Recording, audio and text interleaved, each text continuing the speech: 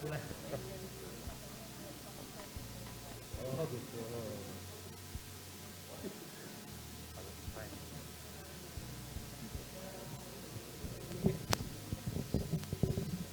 Nggak jadi kan ini?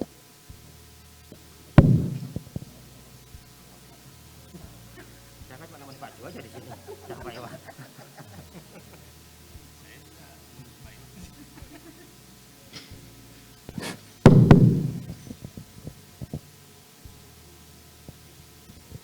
Baik, Bapak Ibu, kita mulai saja acara. Assalamualaikum warahmatullahi wabarakatuh. Damai sejahtera untuk kita semua. Om Swastiastu, Namo Buddhaya, salam kebajikan.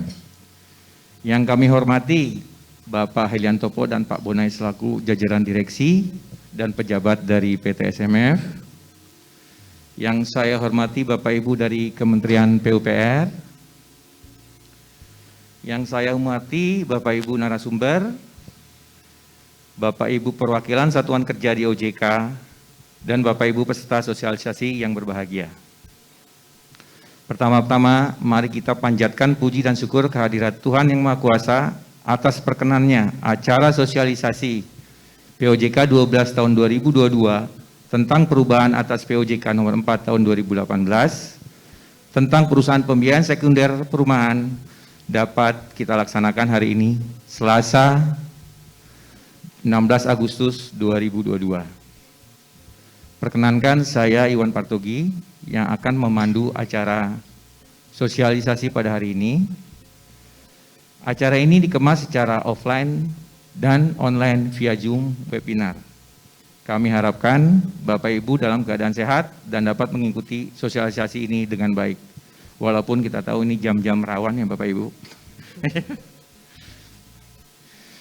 Bapak Ibu sekalian, untuk mengawali rangkaian acara kita hari ini, mari bersama-sama kita panjatkan doa sesuai agama dan keyakinan kita masing-masing. Berdoa dimulai.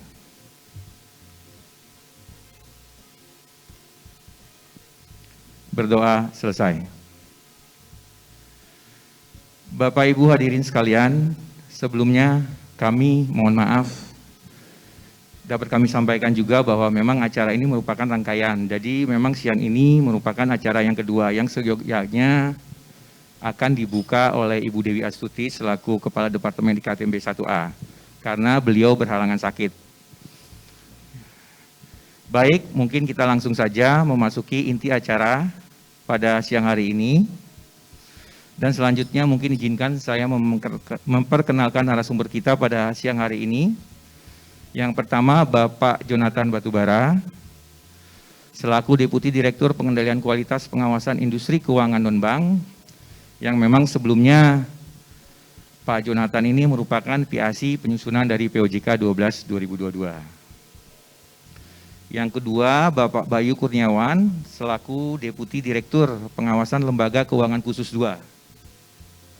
Yang selanjutnya dari Direktorat IKNW Syariah yaitu Ibu Maya. Sebelum memulai acara, saya akan menjelaskan sedikit terkait dengan acara pada hari ini, terbagi menjadi dua sesi, yaitu sesi presentasi dan sesi tanya jawab. Untuk sesi tanya jawab, bagi Bapak Ibu yang mengikuti acara secara virtual dapat menyampaikan pertanyaan langsung. Dan bagi Bapak Ibu yang mengikuti acara secara virtual, kami harapkan dapat menuliskan pertanyaan dilengkapi dengan nama dan asal instansi Bapak Ibu dalam Q&A box kami. Baiklah, demi memanfaatkan waktu, marilah kita mulai sesi pertama, yaitu pemaparan mengenai POJK 12 2022 yang akan disampaikan oleh Bapak Jonathan. Kepada Pak Jonathan, kami persilakan. Baik, makasih Pak Iwan. Selamat siang Bapak Ibu sekalian, Pak Heli, Pak Bonai, Bapak-Bapak perwakilan dari Kementerian PUPR, rekan-rekan semua dari internal OJK, izinkan saya pada kesempatan ini memaparkan terkait dengan pokok-pokok perubahan dari POJK 12 tahun 2022. Kita ketahui bersama POJK ini sudah diundangkan beberapa waktu yang lalu, sehingga Sebenarnya saya hanya mengulangi saja apa yang ada di sini. Kita sudah paham, saya harap kita sudah paham bersama, dan diskusi atau pemaparan saya ini untuk memancing diskusi bagi Bapak Ibu semua untuk lebih memperkuat atau memperdalam pemahaman bersama baik dari sisi kami dari regulator dan pengawasan maupun dari Bapak Ibu sekalian yang terutama dari PT SMF sebagai pengguna pengguna dari peraturan ini. Kita pahami bersama bahwa memang POJK ini dibangun atau dibuat untuk menyelaraskan ketentuan-ketentuan yang ada di POJK sebelumnya, yaitu POJK 4 2018 dengan ketentuan dari pemerintah yang telah ditetapkan di beberapa waktu yang lalu di di Peraturan Presiden Nomor 100 2020. Nah, kita mulai dari slide pertama.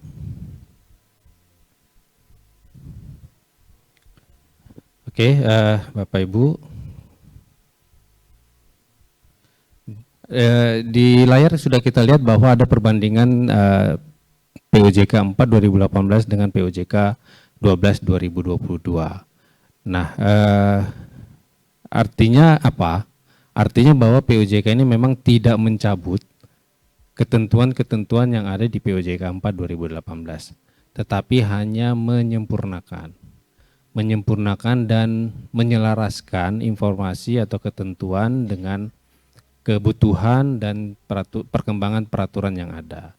Nah, di depan tuh kita lihat bahwa ada beberapa, terutama yang sebelah kanan ya, yang di POJK 12 itu ada beberapa poin yang dibikin tebal. Itulah artinya apa? Artinya pada bab-bab tersebut yang di poin tebal tersebut itu ada perubahan. Perubahan itu baik merupakan penyempurnaan maupun perubahan sebagai penambahan ketentuan yang ada. Nah, artinya kalau kita lihat di situ ada perubahan di bagian ketentuan umum, di bagian kelembagaan, di bagian penyelenggaraan usaha, di bagian tingkat kesehatan, di bagian pelaporan, dan di bagian pengawasan. Nanti detailnya akan kita lihat pada slide-slide berikutnya. Dan di depan juga ada tanda itu, tanda biru sama tanda merah. Nah, tanda biru itu menyatakan bahwa ketentuan tersebut merupakan perubahan dari ketentuan sebelumnya, dan tanda merah itu ketentuan baru. Itu tandanya di mana nanti di bagian nomor halaman. Oke, kita lanjut. Nah, selanjutnya di ketentuan umum. Di sini adalah poin-poin yang kita ubah. Kita ubah bersama, kita sepakati bersama, kita diskusikan bersama, dan ini sudah dituangkan dalam POJK 12. Nah, apa yang diubah di sana? Hanya beberapa istilah yang umum digunakan dalam peraturan ini untuk menyamakan referensi atau menyamakan definisi dari istilah yang kita gunakan di sebelah kiri. Sebagai contoh, kita menyempurnakan mengenai definisi kreditur asal. Nah, kita menambahkan bahasa pembiayaan di sana. Selanjutnya kita menyempurnakan definisi terkait lembaga penyalur. Nah, juga kita menyempurnakan definisi mengenai efek beragun aset.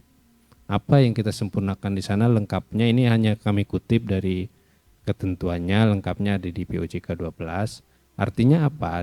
Artinya ketentuan umum ini definisinya tidak menggunakan definisi yang ada di POJK 4, tapi menggunakan definisi di POJK 12. Jadi kita perlu lihat kembali, hati-hati kembali, mungkin ada yang sudah terbiasa dengan ketentuan di POJK 4, mungkin perlu dilihat kembali sebenarnya apakah definisinya tetap, apakah definisinya berubah. Dalam sisi penulisan drafting di POJK 12, kita ubah seluruhnya di pasal 1. Ini ada di pasal 1.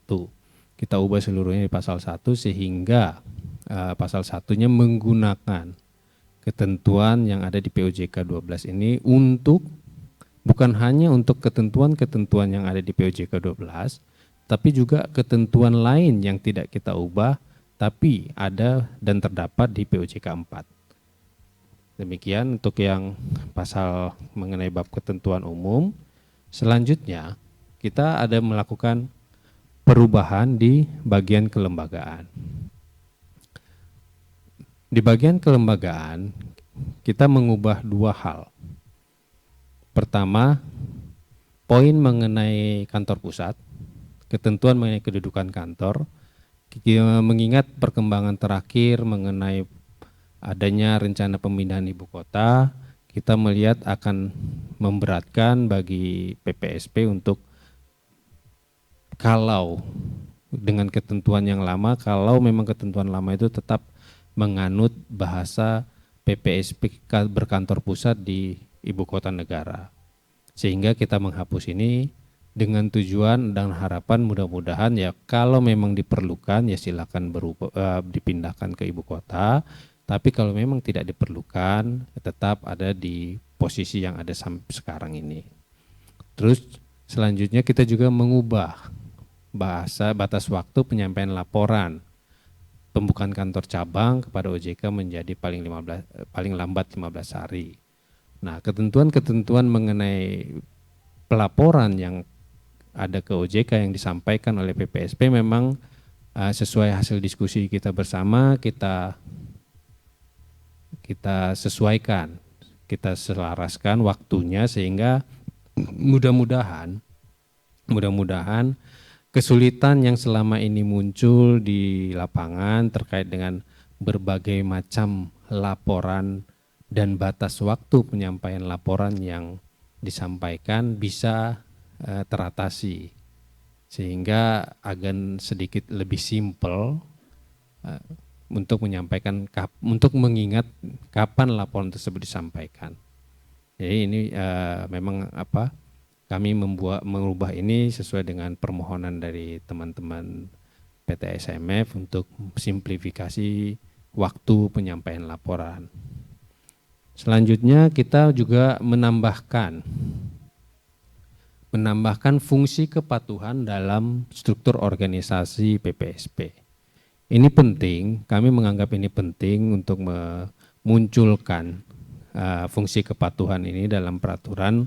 Walaupun dalam diskusi sebelumnya disampaikan bahwa memang fungsi ini sudah ada dan berjalan dengan baik, tapi secara ketentuan perlu kami munculkan di sini selain untuk menyatakan ini selaras dengan ketentuan di OJK sendiri, juga memperkuat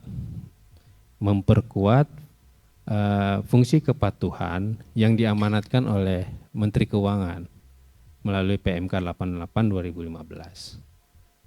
Jadi kita munculkan secara ini dan kami yakin ini tidak menyulitkan dan tidak memberatkan PT SMF sehingga pada pelaksanaannya enggak menjadi halangan atau menjadi temuan apabila nanti Pak Bayu dan tim berkunjung ke tempat Bapak Ibu sekalian. Demikian, kita lanjut.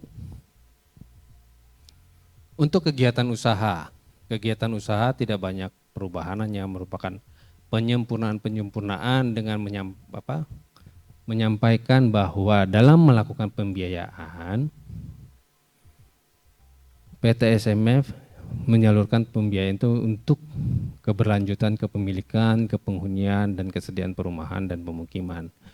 Bahasa ini penting untuk semakin memberikan pagar bagi PT SMF, juga bagi pemangku kepentingan lain agar tidak kebablasan menugaskan SMF untuk melakukan sekuritisasi ataupun melakukan penyaluran pinjaman di luar pagar sektor perumahan dan pemukiman.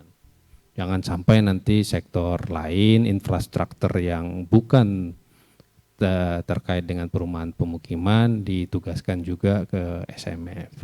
Ini penting untuk menjaga dan dari sisi manajemen risiko memang dengan adanya segmen yang jelas bagi PT SMF dalam melakukan kegiatan usahanya akan lebih mudah mengatur dan membuat manajemen risikonya, dan juga buat OJK juga jelas seperti apa.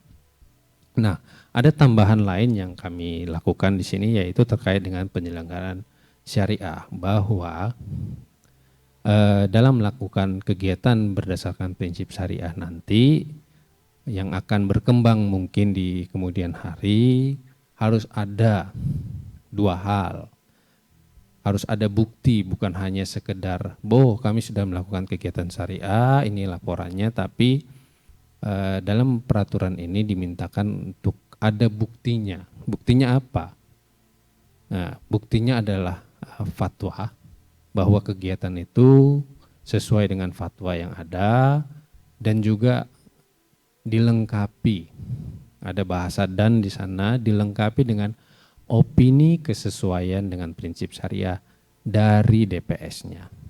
Demikian. Jadi DPS-nya ditugaskan untuk memberikan opini secara tertulis atas penggunaan akad tertentu untuk kegiatan syariah.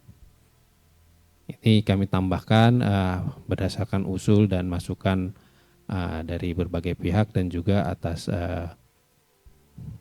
usulan dan persetujuan dari dari Direktorat Syariah. Selanjutnya ini merupakan hal yang kita tambahkan. Kita tambahkan mengenai aset keuangan yang dapat disekuritisasi. Sebenarnya aset keuangan yang dapat disekuritisasi ini sudah dilakukan, tapi memang secara aturan perlu kita buat lagi dengan jelas di sini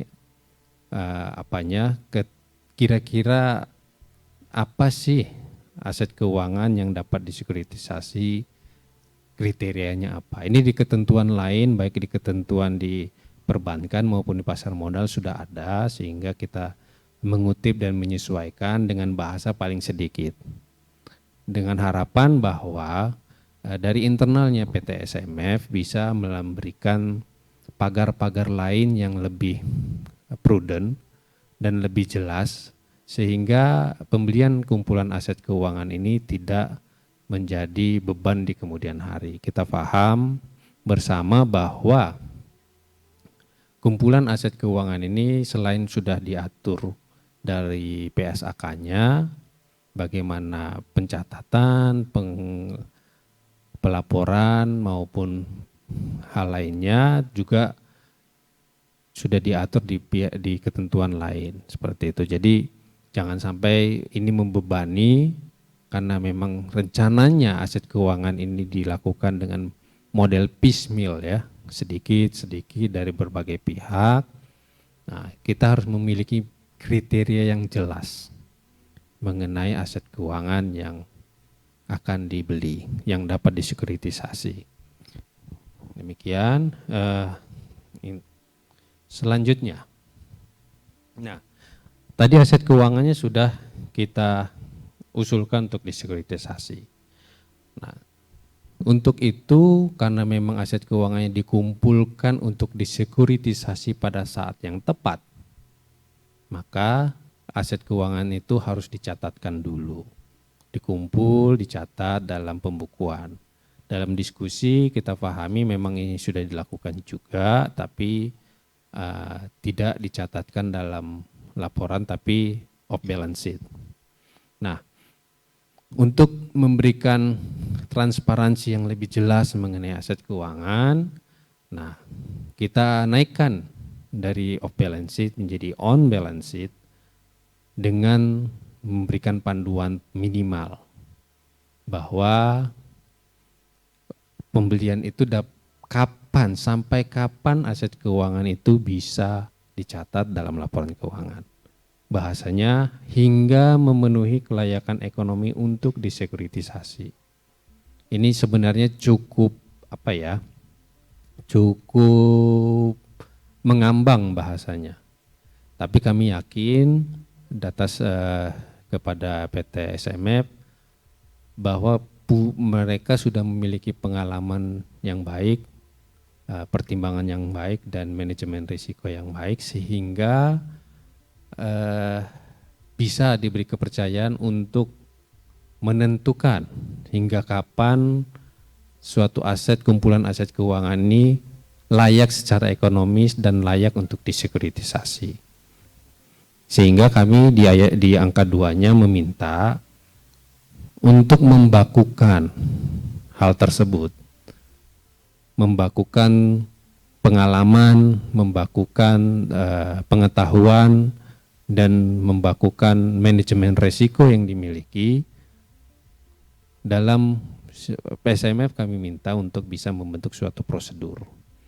Prosedur yang memuat kriteria apa saja dari aset keuangan tersebut yang dapat dicatat, dan juga kriteria bagaimana menyebut bahwa aset keuangan itu layak secara ekonomis, dan juga langkah-langkah mitigasi risiko jika hal yang tidak kita inginkan, yaitu aset-aset keuangan yang telah dibeli tidak dapat disekuritisasi. Ini kita mintakan kepada PT SMF untuk dibakukan, dan pembakuan tersebut dilaporkan kepada OJK agar kiranya dokumen tersebut menjadi dokumen publik, bukan dokumen internal. Ini menjadi dokumen publik yang bisa kita akses secara bersama, baik oleh internal maupun kami yang ditugaskan oleh negara untuk mengawasi PT SMF. Prosedurnya seperti apa sudah dijelaskan, bahwa itu disampaikan paling lama 30 hari kerja sejak diundangkan, dan wajib melaporkan setiap perubahannya, dan wajib memenuhi prosedur yang telah disampaikan. Artinya begitu kita membakukan prosedur tersebut dan menyampaikan ke OJK, setiap ada perubahan, karena sini sifatnya dokumen publik, ya sudah disampaikan dan ke OJK, dan kita patuhi bersama. Bukan semata-mata itu menjadi haknya SMF untuk mengubah prosedur tersebut. Demikian, kita lanjut. Nah, kita melangkah kepada kegiatan lain yang dilakukan oleh SMF. Ini merupakan penyempurnaan juga terkait dengan refinancing.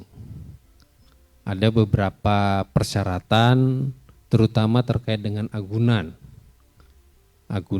yang digunakan dalam tagihan dalam rangka refinancing. Bahwa dalam menyalurkan pembiayaan tersebut, agunan yang berupa tagihan itu harus memenuhi ketentuan.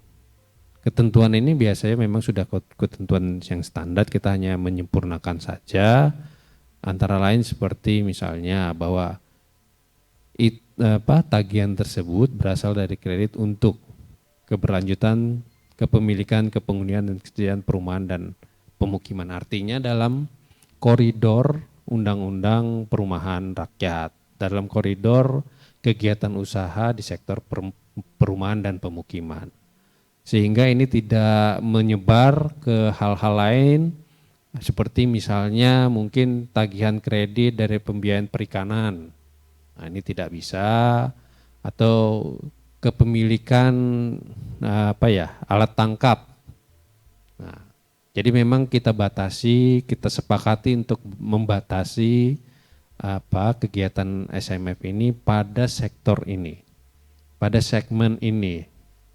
Saya belum menemukan suatu bahasa yang pas sebenarnya untuk menyebutkan apakah ini sektor, apakah ini sektor ekonomi, apakah ini segmen pasar atau seperti apa. Tapi memang saya rasa kita paham bersama bahwa apapun yang dilakukan PT SMF itu berada dalam koridor, dalam batasan untuk keberlanjutan kepemilikan, kepenghunian, dan ketersediaan perumahan dan atau pemukiman. Ini penting kita pahami bersama, dan mungkin ini penting kita bakukan bersama sehingga definisi ini tidak menyebar atau tidak meluas. ke hal-hal lain yang menyerempet dalam bahasa kepenghunian dan perumahan dan atau pemukiman. Dalam diskusi-diskusi berulang kali saya menanyakan ataupun berdiskusi baik dengan PT SMF maupun dengan para pemangku kepentingan, apa sih yang disebut dengan permukiman? Apakah jalan dan jembatan menuju ke pemukiman termasuk bagian dari pemukiman? Ini kita belum sepakat bersama, tapi mudah-mudahan dengan perkembangannya waktu kita bisa sama-sama menyelaraskan atau membuat definisi atau membuat kriteria, memperjelas kriteria ini, penghunian, perumahan, pemukiman, seperti itu. Nah, hal lainnya yang perlu diperhatikan dalam rangka persyaratan agunan dalam rangka financing ini memang adalah bahwa itu tagihan tersebut kalau dia berupa tanah harus ada perikatannya. Perikatannya seperti apa? Nah, itu nanti ada lebih jelas dalam peraturannya disebutkan. Dan untuk angka 3 itu bahwa kalau selain tanah ada asuransinya. Asuransinya seperti apa? Apa asuransi kebakaran, asuransi jiwa atau asuransi lain yang ada, itu lebih jelasnya ada di peraturan di PUJK-nya. Kita lanjut. Untuk kegiatan lain yaitu berupa penyertaan langsung, ini hanya penyempurnaan, kembali lagi kita meredefinisi atau memperjelas bahwa kegiatan usahanya ini hanya dalam penyertaan langsung untuk badan usaha yang mendukung keberlanjutan, kepemilikan, kepenghunian dan kepemukiman. Memang ada bahasa tambahan termasuk juga badan usaha dalam bidang pemberian fasilitas penjaminan. Ini menarik memang karena dalam beberapa kali diskusi ada rencana untuk pengembangan kegiatan usaha di dalam bidang penjaminan, cuma memang di penjelasan ketentuan ini disebutkan bahwa untuk pemberian fasilitas penjaminan itu mengacu kepada undang-undang mengenai penjaminan. Jadi sudah ada, karena kebetulan sudah ada ketentuan umum yang berlaku seluruh Indonesia berupa undang-undang, makanya kita acu ke sana. Jadi kita sesuaikan dengan koridor undang-undang penjaminan. Kita lanjut. Nah, selanjutnya mengacu kepada ketentuan yang ada, apalagi dengan adanya PSAK 71, 73, 74, dan memang untuk memberikan laporan yang lebih jelas terkait dengan ini, kita membuat aturan bahwa dalam melakukan kegiatan ini, melakukan kegiatan sekuritisasi, harus melakukan penyisian penghapusan aset. Bentuknya aset keuangan yang dicatat untuk sekuritisasi untuk membentuk cadangan. Jadi seluruh kegiatan terkait dengan sekuritisasi tersebut harus membuat suatu perhitungan untuk penyisihannya. Kita paham bersama aset keuangan memiliki panduan selain PUJK ini, yaitu PSAK, tapi secara internal OJK juga meminta SMF untuk membentuk cadangan yang mengacu kepada ketentuan yang selama ini sudah ada, ditetapkan paling rendah ada 5 layer. Nah, untuk yang 50% dengan kualitas diragukan setelah dikurangi nilai agunan. Jadi memang selain membentuk pencadangan sesuai dengan PSAK 71, kita juga secara internal meminta SMF untuk melakukan penyisian penghapusan pembentukan cadangan secara internal untuk nantinya dalam laporan akhir tahun, dalam laporan audit akan ada penyesuaian ya dengan yang sudah dibentuk lebih sebelumnya. Lanjut. Nah, ini hal yang baru yang kita bangun di sini, yaitu terkait dengan kegiatan usaha berdasarkan prinsip syariah. Ini kita menambahkan bahwa ada penambahan ketentuan mengenai likuiditas, permodalan, kualitas aset, dan penerapan manajemen risiko yang sudah ada di konvensional atau di induk atau di yang sudah selama ini sudah dilakukan oleh PT SMF diduplikasi.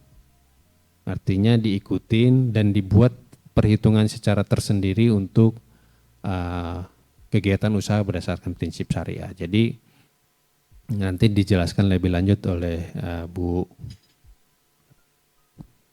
Maya terkait dengan hal ini dalam diskusi dan tanya jawab. Tapi di sini saya menyampaikan bahwa memang untuk unit syariah ada ketentuan baru terkait dengan penghitungan kualitas tingkat kesehatannya, yaitu diukur oleh 3H, diukur oleh likuiditas dan permodalan minimal dengan nilai masing-masing, minimal 110 untuk likuiditas, 10 kali untuk permodalan, dan juga ada penerapan manajemen risiko yang mungkin secara holistik akan berpengaruh dan dilakukan secara menyeluruh baik terhadap unit konvensionalnya maupun unit syariahnya.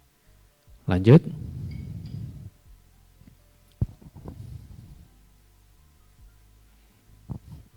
Ini terkait dengan perubahan pelaporan. Tadi di awal sudah saya sampaikan ada beberapa penyesuaian mengenai waktu penyampaian laporan, pengelompokan waktu penyampaian laporan, sehingga mudah-mudahan kesulitan yang selama ini dialami oleh PT SMF terkait dengan waktu penyampaian laporan bisa dikurangin lah paling tidak sehingga dikurangin waktunya, bukan distandarisasi penyampaian waktunya sehingga timingnya hampir bersamaan semuanya. Di depan bisa kita lihat bersama bahwa untuk laporan penerapan tata kelola yang sebelumnya disampaikan di 28 Februari kita sampaikan menjadi 30 April. Kita perpanjang waktu penyampaiannya. Jadi banyak waktu penyampaian laporan yang sebelumnya lebih pendek menjadi lebih panjang. Jadi memberikan waktu kepada PT SMF untuk menyusun laporannya dengan lebih berkualitas. Kami berharap mudah-mudahan dengan penambahan waktu ini kualitas penyampaian laporan dan bisa lebih baik dan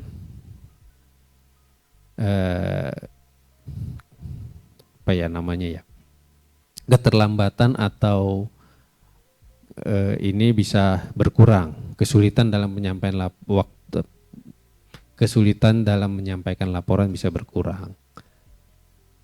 Jadi mudah-mudahan ke depan kualitas laporan yang disampaikan oleh SMF bisa lebih baik dan lebih cepat. Walaupun diberikan waktu yang lebih panjang, mudah-mudahan sih kami berharap waktu yang selama ini sudah ada bisa dipertahankan. Contohnya misalnya untuk penerapan penilaian tingkat risiko yang sebelumnya 28 Februari kita perpanjang ke 31 Maret, tapi saya yakin dengan berjalannya waktu tanggal 28 Februari ini bisa dipertahankan. Mudah-mudahan bisa dilakukan ke depannya. Lanjut. Ini hal yang baru yang kami tambahkan mengenai laporan audit internal. Jadi seiring dengan penambahan struktur kewajiban untuk menambahkan struktur organisasi kepatuhan, kami juga meminta agar PT SMF juga menyampaikan tambahan laporan. Laporan apa? Laporan audit internal.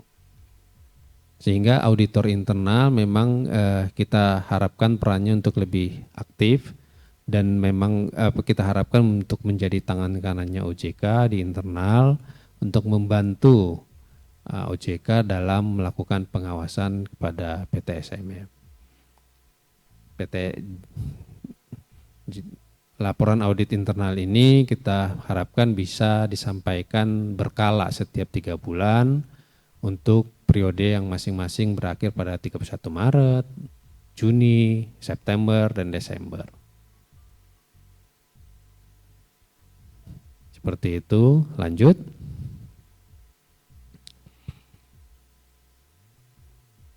Nah, dengan terbitnya POJK mengenai rencana bisnis, ketentuan mengenai rencana bisnis yang sebelumnya ada di POJK 4, kita ringkas.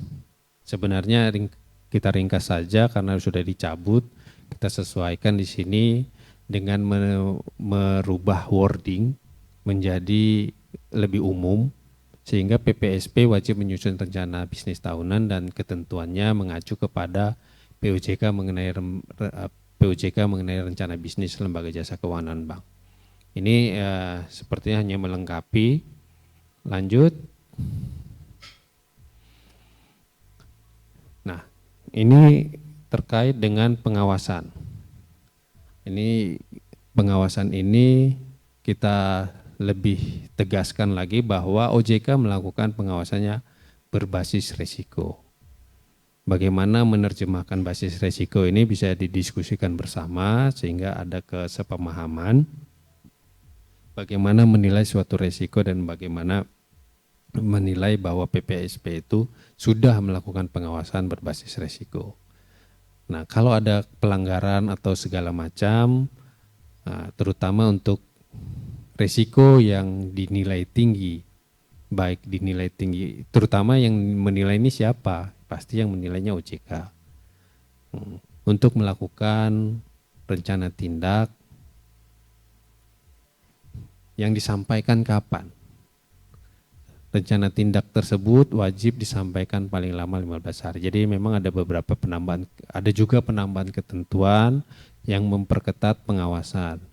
Baik secara organisasi dengan menambahkan fungsi kepatuhan dan menambahkan laporan auditor internal juga dalam rangka penyampaian atau perbaikan dalam pengawasan kita sampaikan untuk menyampaikan rencana tindak. Mungkin ini slide terakhir yang yang kami paparkan. Saya berharap bisa dipahami dan memang kita bisa memiliki kesepemahaman bersama terkait dengan penerapan POJK ini di lapangannya. Nah, untuk selanjutnya saya kembalikan ke Pak Iwan. Silakan Pak Iwan. Terima kasih Pak Jonathan atas paparannya. Sebelum melanjutkan mungkin saya sapa dulu dari Bapak-Bapak dari DJKN. Selamat datang Bapak-Bapak. Baik, selanjutnya mungkin Pak Bayu dan Ibu Maya, mungkin dari paparan ada yang mau ditambahkan, apa kita langsung masuk saja ke pertanyaan? Silakan kalau memang ada. Terima kasih Pak. Oke Pak Iwan, terima kasih Pak Iwan. Selamat siang Bapak Ibu semuanya, Assalamualaikum warahmatullahi wabarakatuh. Mungkin sedikit menambahkan saja dari apa yang tadi disampaikan oleh Pak Jonathan. Yang pada dasarnya pembahasan POJK kita ini sudah kita lakukan bersama-sama ya, baik dengan SMF, kemudian dengan DJKN, Pak ya. Dan ini merupakan sebenarnya penyelarasan lah ya dengan diterbitkannya Perpres 100 tahun 2020. Tadi saya ada sedikit menyoroti ini, mungkin sekedar mengingatkan juga ini kepada PT SMF. Tadi kalau dilihat yang disampaikan oleh Pak Jo atau dilihat di POJK kita, kan di sana ada yang terkait dengan pencatatan aset keuangan ya, terutama terkait dengan prosedur atau SOP lah, kapan sebenarnya kelayakan ekonomi itu tercapai. Itu kan jadi diatur juga bahwa prosedur itu harus disampaikan kepada OJK paling lama 30 hari kerja sejak POJK ini ditetapkan. Ini mudah-mudahan sudah disiapkan ya Pak Topo ya. Karena kalau 30 hari kerja berarti itu sekitar tanggal 19 Agustus Pak itu.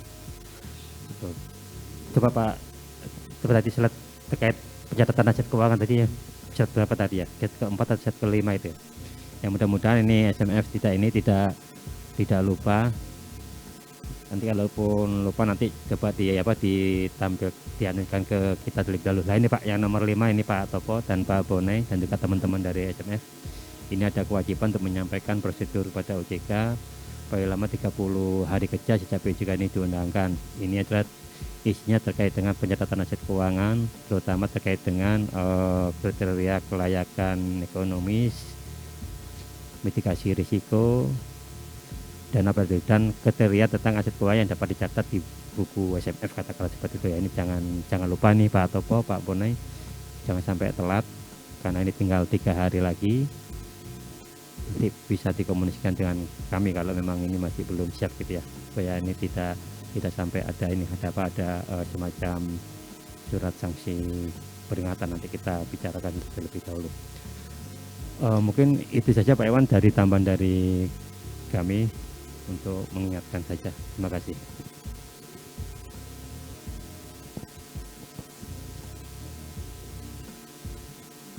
Baik, tentunya terima kasih kepada Pak Jonathan, Pak Bayu, dan Bu Maya. Selanjutnya, kami mohon kesediaan Bapak Ibu untuk mengisi survei umpan balik penyelenggaraan sosialis kita hari ini melalui link yang telah dibagikan panitia dalam kolom chat atau barcode yang ada di seminar kit. Akhir kata, kami ucapkan terima kasih atas perhatian dan antusiasme Bapak Ibu. Kami mohon maaf apabila terdapat kesalahan atau hal yang kurang berkenan dalam penyelenggaraan kegiatan sosialisasi ini. Semoga rangkaian acara hari ini bermanfaat bagi kita semua.